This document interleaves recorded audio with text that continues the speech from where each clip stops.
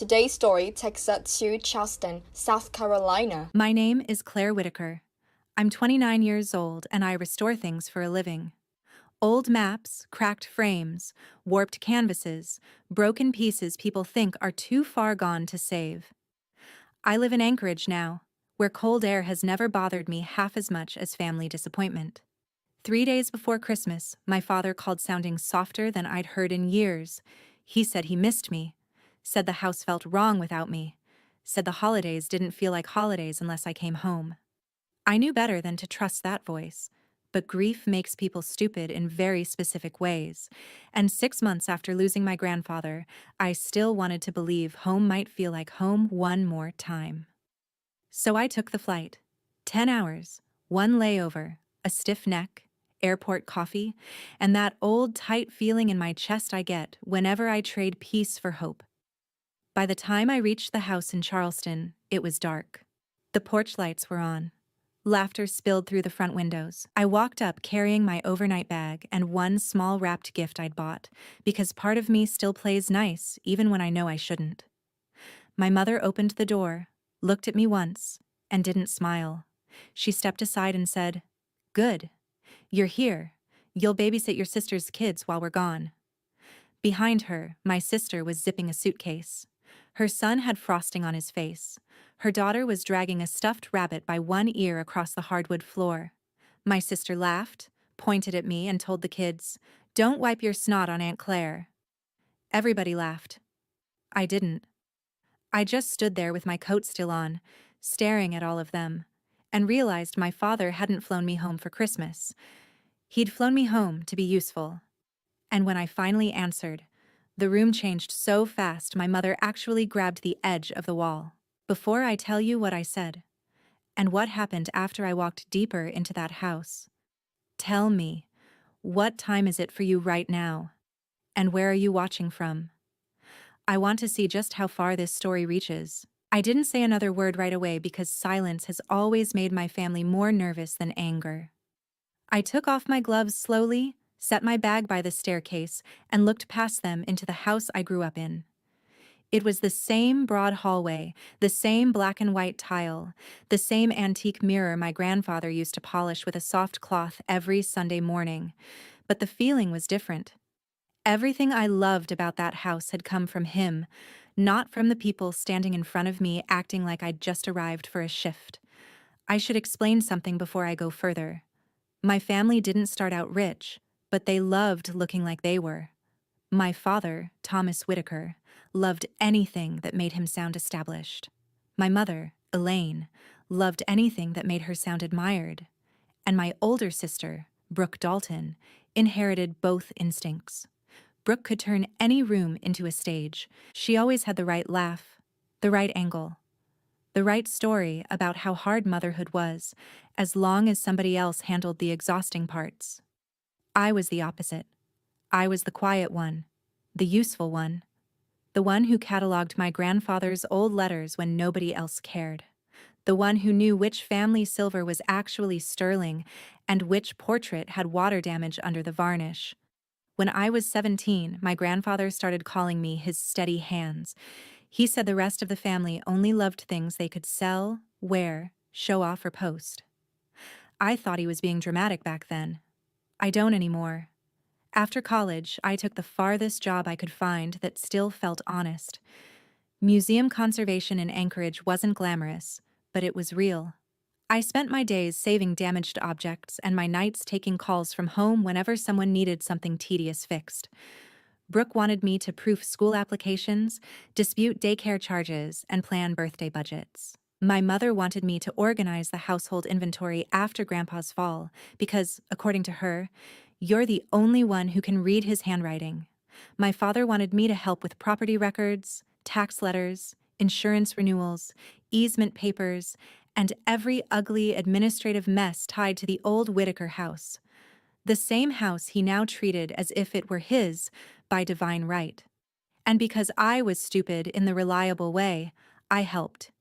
Even after moving 2,000 miles away, I was still the one they called. When a form was confusing, a bill was late, a contractor overcharged, or a document needed reading before somebody signed it blindly. The last year of Grandpa's life changed everything. Brooke kept saying the house should be modernized. My mother talked constantly about unlocking the property's value. My father kept hinting that once probate was done, they'd finally run the place like a proper asset. Grandpa heard all of it. So did I. And during the months before he died, when I spent long evenings beside his bed reading him catalog notes and estate drafts, he asked me questions nobody else bothered asking. Who actually keeps this house together? Who reads before signing? Who notices when things go missing? Who do I trust not to sell my life in pieces? I didn't know then what he planned to do with those answers. By the time he died, all I knew was that the lawyer handling his estate had asked me to keep an eye on my email because some final decisions may surprise the rest of them. Standing in that front hall with Brooke's suitcase scraping the floor and my mother already reaching for her travel mug, I realized that while they thought they had summoned their unpaid babysitter, I might have arrived at exactly the wrong moment for them. My mother hated being ignored, so of course she was the first to crack. "Claire," she said sharply, like I was a receptionist who'd missed a cue, "don't just stand there. We're already late." Brooke rolled her eyes and pushed her daughter gently toward me. "Emma, go say hi to Aunt Claire. Caleb, grab your tablet, and don't get jam on the sofa this time." There was no warmth in any of it. No, "How was your flight?" No, "We missed you." Just instructions, logistics, entitlement. Caleb gave me that awkward half-shrug older kids do when they know the adults around them are being weird, but don't have the language for it yet. Emma looked sleepy and sticky, and too young to understand why her mother was already dressed for a trip that didn't include her. I crouched down, hugged them both, and felt the immediate stab of resentment that always comes when innocent kids are used as cover for selfish adults. "How long?" I asked without looking up. "4 nights," Brooke said. Then my father appeared from the dining room holding his car keys and corrected her. 5, if the roads stay clear." 5. He'd begged me onto a 10-hour trip so they could dump 2 children on me for 5 days and disappear. "You said Christmas," I told him. "It is Christmas," my mother snapped. "For us too." Then she gave that little impatient wave she used whenever she wanted to turn cruelty into common sense. "Honestly, Claire, you live alone. You don't have children. This isn't exactly some terrible burden for you." That line got me more than the rest because it was so familiar. They've always translated my independence into availability. No husband? Free? No kids? Free. Quiet apartment? Free. Professional life that doesn't revolve around them? Obviously less important than theirs. Brooke smirked and said, "Relax. It's not like you had hot holiday plans in Alaska." I looked up then. Really looked at her. Camel coat. Fresh manicure. New luggage tag. Gold hoops. She didn't look overwhelmed or desperate. She looked delighted. On the entry table beside her sat a folder I recognized immediately because I'd assembled it weeks earlier. Estate correspondence related to Grandpa's property. My name was printed on one of the tabs. My mother noticed me noticing it and moved in front of it too fast. That tiny motion told me more than anything else in the room. "What's that?" I asked. "Nothing you need to worry about tonight," my father said. Too fast. Too flat. "You worry about the children." There it was again. The reduction. The demotion. I was not family when gifts were passed out, decisions were made, vacations were planned, or grief was shared. I became family only when labor was needed. Emma tugged my sleeve and whispered, "Grandma said you'd be here because you don't really have anybody." My chest went hollow. Kids repeat truth the way adults reveal it by accident. I smiled at her because none of this was her fault, then stood back up slowly and set my gaze on my mother. "Did you tell them that?" I asked. My mother actually had the nerve to sigh like I was embarrassing her. "Don't start." Brooke laughed. "Oh my God, she's going to do the wounded face." "Mom, I told you this would happen." My father checked his watch and said, "We don't have time for one of Claire's moods." One of Claire's moods, as if being treated like hired help after a cross-country flight was a phase I'd eventually grow out of. That was when I felt something settle inside me. Not rage exactly. Rage burns hot and stupid. This was colder, clearer. The kind of feeling I get at the museum when I uncover original pigment beneath years of dirt and suddenly know exactly what I'm looking at. I was not confused anymore. I was not even surprised. I was just done pretending I still expected better. I reached for the estate folder before my mother could stop me, glanced once at the sender line from Hanley and Mercer Probate Council, and saw the date. That morning. Something had finalized that morning. My mother snatched the folder back, but it was too late. I didn't know every detail yet. I didn't need to. I only needed to know they were hiding something from me while using me.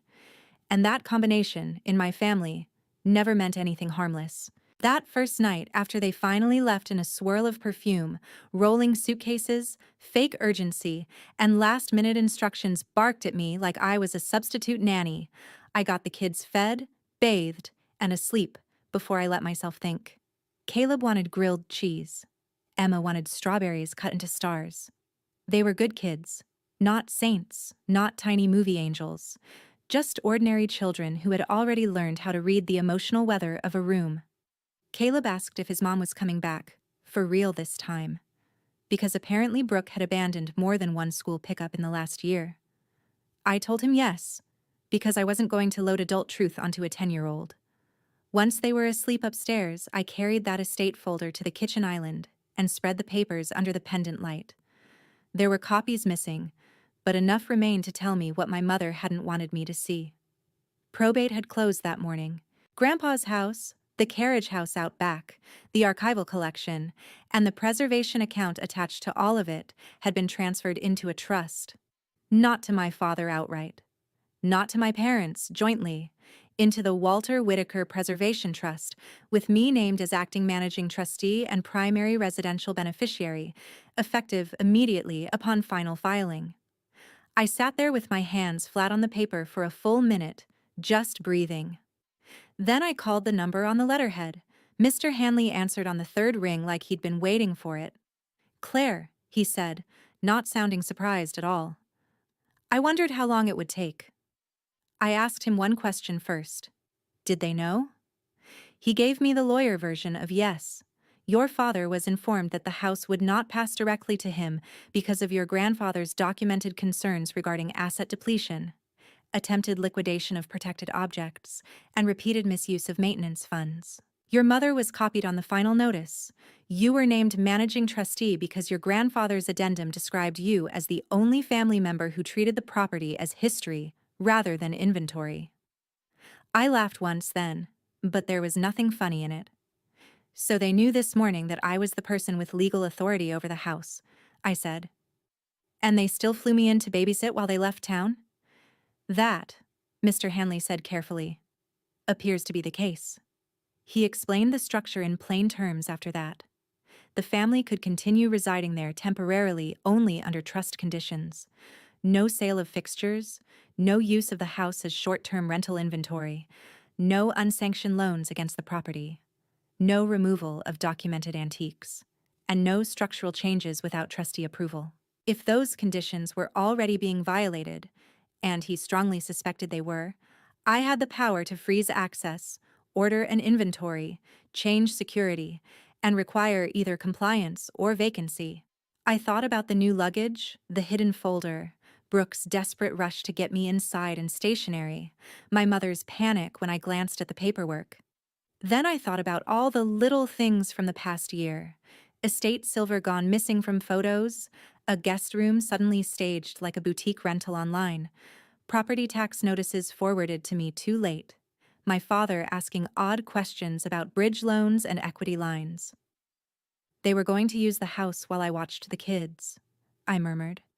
They already have, Mr. Hanley replied, and your grandfather anticipated exactly that. The strangest part wasn't the legal reveal. It was the immediate calm that came after it. Not joy, not triumph, just alignment. The whole house made sense now. My mother's performance, my father's urgency, Brooke's mockery. They hadn't brought me home because they needed help with the children. They brought me home because the one person standing between them and full control of the property had just landed exhausted after a 10-hour flight. They assumed I would smile, swallow it, and become convenient again. Mr. Hanley asked if I wanted to wait until they returned before doing anything formal. I looked around the kitchen Grandpa loved, at the hand-carved banister visible from the doorway, at the ledger cabinet my father had once tried to pry open with a screwdriver because he thought old papers might contain bearer bonds, and I made the cleanest decision of my adult life. "No," I said, "we start tomorrow." The next 5 days were the most peaceful and the most devastating holiday I'd ever had. Peaceful because once I knew the truth, I stopped second-guessing myself. Devastating because every room in that house showed me how casually my family had been preparing to strip it. I kept the kids on a gentle rhythm: pancakes, board games, movie nights, walks on the Battery when the weather held, cocoa in paper cups too big for their hands. Caleb opened up first. He told me Grandpa used to let him guard the old room upstairs where the paintings and papers were kept, until Grandma, he meant my mother, because Brooke's kids call my parents Grandma and Granddad, started locking it and telling him not to tell guests what used to be there. Emma proudly showed me a video her mom had filmed in the blue guest room describing it as one of the premium suites. My stomach dropped. Premium suites. In a protected trust house. I searched the listing sites that night and found them. Styled photos of the east bedrooms, the carriage house, even Grandpa's study, advertised under a fake hospitality name with Brooke's contact number attached. My father had also drafted an inquiry about using the property as collateral for a renovation loan. None of it had been approved. All of it had my grandfather's handwriting spinning in my head. They love heritage until it slows down their greed. I documented everything. Mr. Hanley sent an inventory specialist. I let him in while the kids decorated gingerbread in the breakfast room. A locksmith came the following afternoon to rekey exterior entries and the archive room, but on my instruction, new keys for family use were not issued until the legal notices could be served in person. A property photographer documented pre-existing wear, missing pieces, and the rooms currently staged for rental use. I canceled the active listings. I suspended unauthorized reservations. I redirected trust mail to a private box in my name. None of it was dramatic in the movie sense. Nobody stormed in. Nobody screamed. It was all signatures, timestamps, chain of custody notes, and a very calm man in a navy blazer labeling 18th century chairs while Emma asked if his clipboard was from Santa. The children, meanwhile, kept showing me pieces of the emotional map I'd ignored for years. Brooke told them I was lucky to visit because I didn't have a real family. My mother told them I was good at helping because I never built anything of her own. My father apparently complained within earshot that I collect dead people's junk for a living, which is a funny way to describe preserving national history, but perfectly on brand for him. Every cruel little simplification they used on me had already been planted in the next generation. That hurt more than the babysitting trap ever could. By day 4, Brooke started texting only about logistics. Did Emma nap? Did Caleb finish his reading packet? Where was the purple sweater? Make sure they don't have too much sugar. Not one message asked how I was. Not one said thank you. My mother sent exactly one check-in, and it wasn't about the children. It was about whether anyone had been in the front office. I wrote back, "Plenty of people." She called 3 times. I didn't answer. On the last night of their trip, I sat at Grandpa's desk after the kids were asleep and read the final addendum to the trust in full. There, tucked between legal clauses and preservation standards, was one handwritten note attached to the executed copy. "Claire, if they ever make you feel like you have no place here, remember this house did not survive because of loud people. It survived because someone quiet kept caring after everyone else got careless." I cried then, not because I was weak, because for the first time in my life, someone in my family had left me proof that being the reliable one was not the same as being invisible. I folded the note back into its sleeve, wiped my face, and texted Mr. Hanley one final instruction. When they arrive tomorrow, I want the notices ready before they open the front door. Then I went upstairs, checked on the kids, and stood in the hallway listening to their breathing. They were innocent. So my revenge was never going to be about chaos. It was going to be about order, real order. The kind my family had never respected because it couldn't be manipulated with guilt. When they finally came back, the driveway filled with expensive luggage, shopping bags, and the kind of relaxed chatter people use when they assume the hard part of life waited obediently for them at home. I was in the front hall with Caleb and Emma beside me, their overnight backpacks already packed because Brooke's ex-mother-in-law had agreed to take them for 2 nights once the adults arrived. I was not letting those children sit through what was about to happen. My father unlocked the front gate, saw the legal sedan parked at the curb, and froze.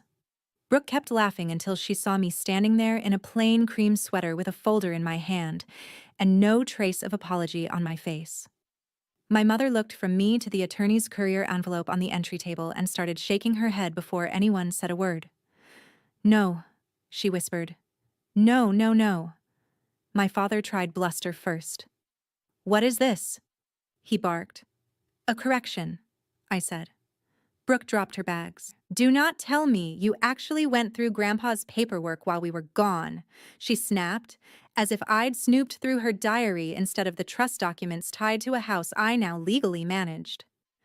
Caleb looked up at me, uncertain, and I squeezed his shoulder gently before sending him and Emma out with Ms. Dalton's mother, who was waiting in the car. Once the kids were gone, the masks came off fast.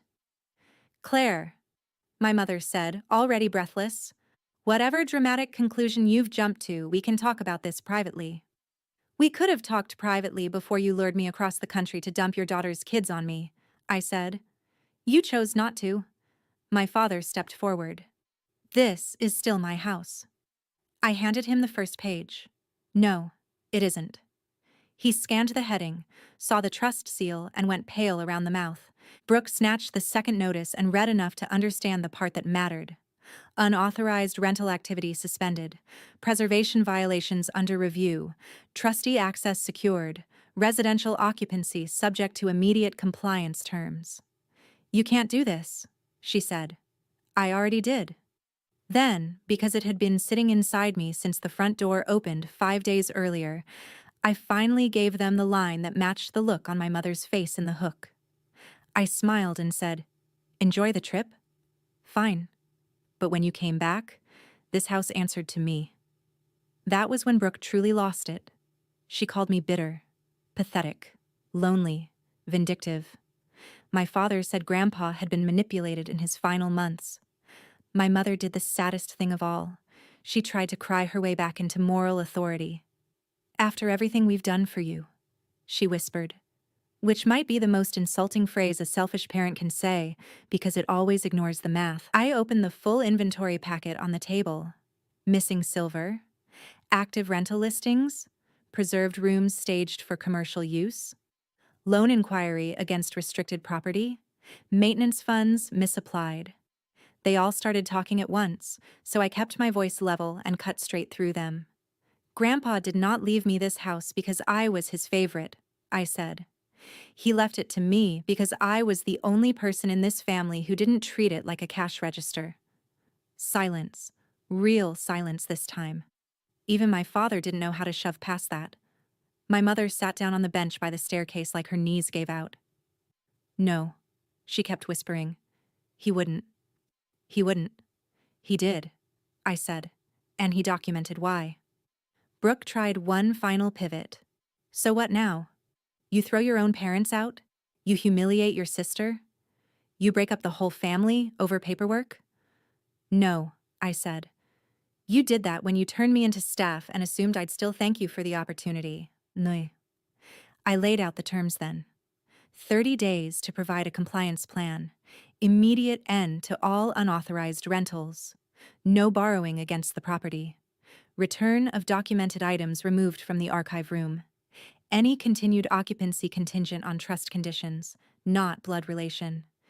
If they refused, sale proceedings could begin under the trust's enforcement language. My father cursed.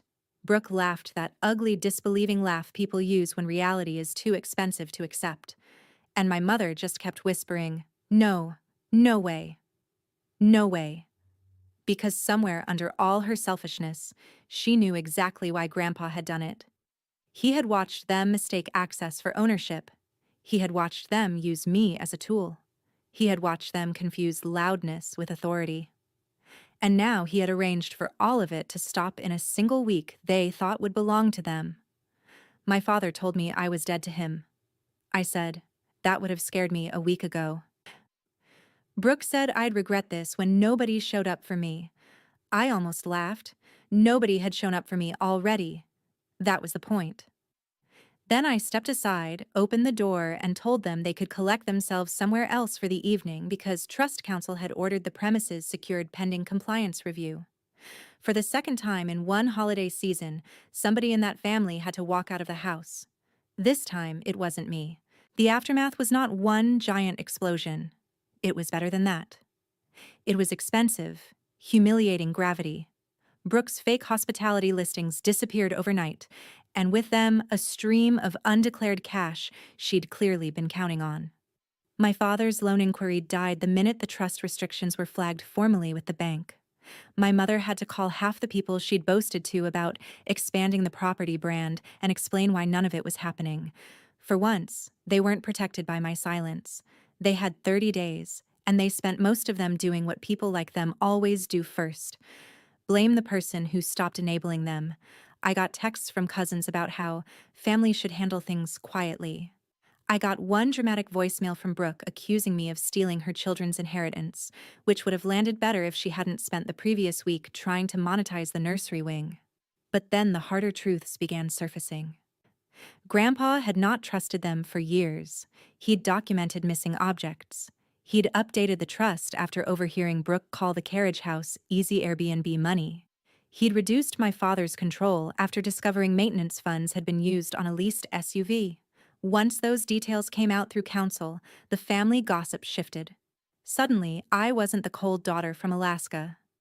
I was the granddaughter who'd been handed a fire already burning behind the walls. The children stayed in my life, and that mattered more than anything. Brooke screamed at me. Caleb started emailing me photos of school projects. Emma mailed me a drawing of the front steps with all the windows colored blue because blue makes old houses feel safe. I kept the house, but not as a trophy. I brought in conservators, cataloged the archive properly, and opened the carriage house one weekend each month for a local history group, exactly the way Grandpa once hoped. I did not turn it into a boutique brand. I did not sell the silver. I did not polish my revenge into content. I just protected what should have been protected from the start. As for my parents, they never bought me out because they couldn't. They moved into a smaller rental near West Ashley after refusing the compliance terms for long-term occupancy. My father stopped calling the house mine after an attorney corrected him twice in writing. My mother still attends church in pressed coats and soft colors, but I'm told she has stopped using the phrase, "family always comes first," quite so casually. Brooke found a smaller condo, lost a lot of her confidence, and for the first time in her adult life, had to arrange and pay for childcare without assuming some woman in the family would absorb the cost. That part, I won't lie, was deeply satisfying. People ask whether I felt guilty. The honest answer is that I felt sad for about a week, then lighter every day after that. Because guilt only works when you've done something cruel. I didn't lure them home under false pretenses. I didn't laugh at them after a 10-hour flight. I didn't hand my responsibility to someone I barely respected. I just stopped cooperating with the lie that I existed to make their lives run smoothly. That was the storm. Not shouting, not broken glass, not some cartoon revenge speech. Just the end of access, the end of assumption, the end of that old family habit where the quiet daughter is expected to carry everything because she's too decent to drop it.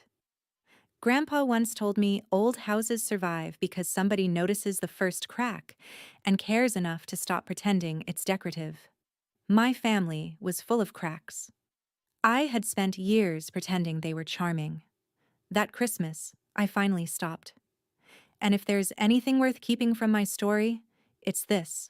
Being kind does not mean being available for misuse.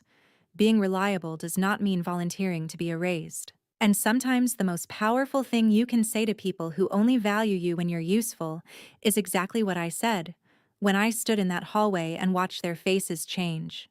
Enjoy the trip. But when you come back, the house won't belong to your lies anymore. What makes this story so powerful is that the pain didn't come from strangers. It came from the people who should have loved and respected Claire the most. That's what makes her final stand feel so satisfying. She didn't choose cruelty, she chose self-respect, boundaries, and truth. In my opinion, that's the deepest kind of victory. What about you? Did Claire do the right thing, or would you have handled your family differently in her place?